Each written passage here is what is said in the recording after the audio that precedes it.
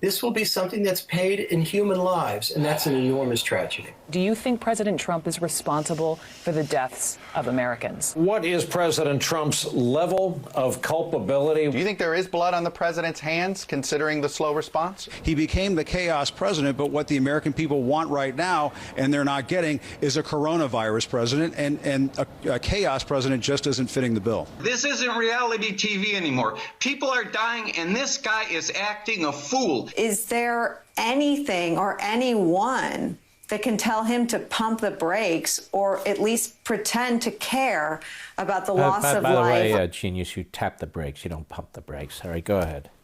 Still going to die because of Donald Trump's incompetence and lack of leadership. There is death after death after death that is on the president's watch. More people are dead and dying in America tonight because Donald Trump is president. How much more? How many people have to die?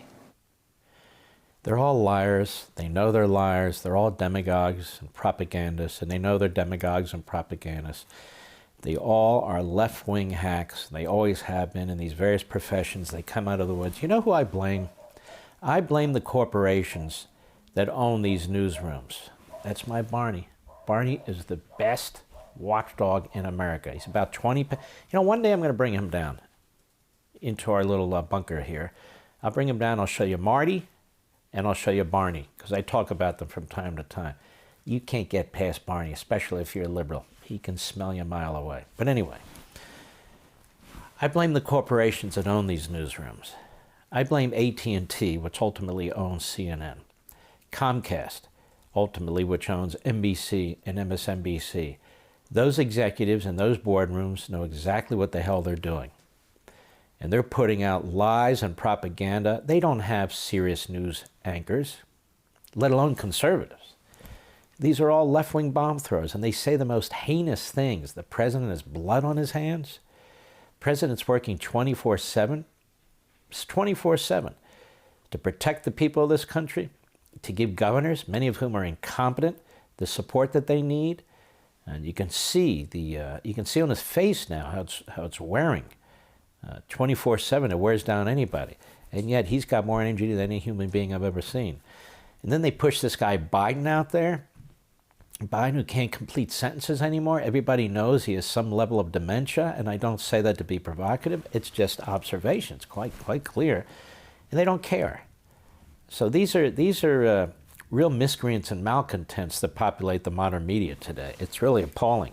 And speaking of, Jim Acosta calls out Trump's claim anti-lockdown protesters are social distancing. What we have here is very wealthy people in the media do not want to open this economy.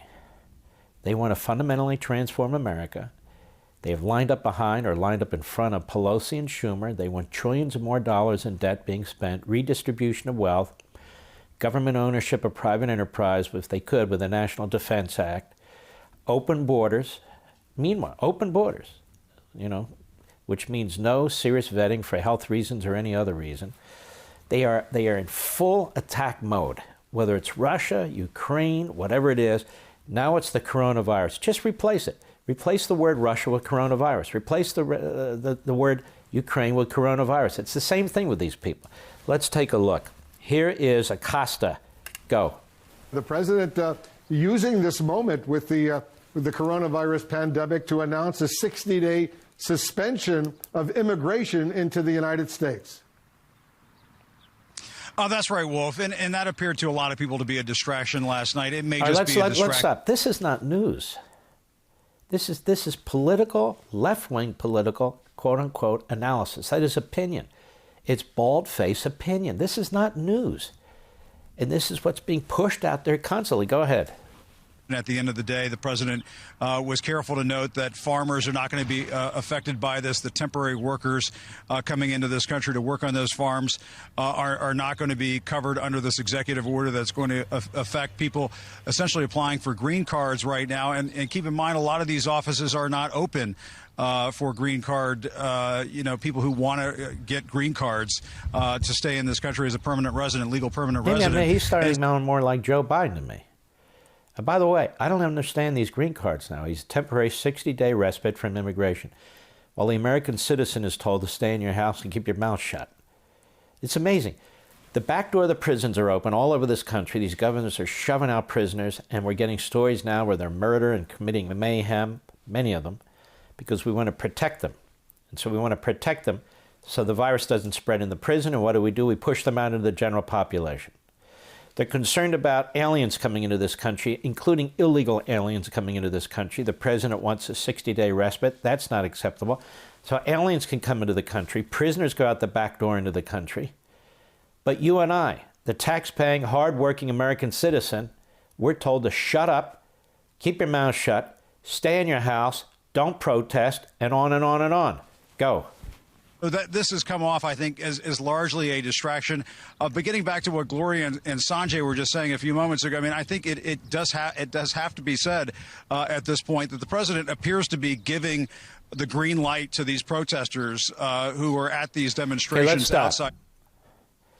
The president doesn't have to give green lights to protesters. It's in the Constitution, in the First Amendment. These ignoramuses who are cheerleading for tyranny in central government don't even understand that one day they'll be destroying their own institutions.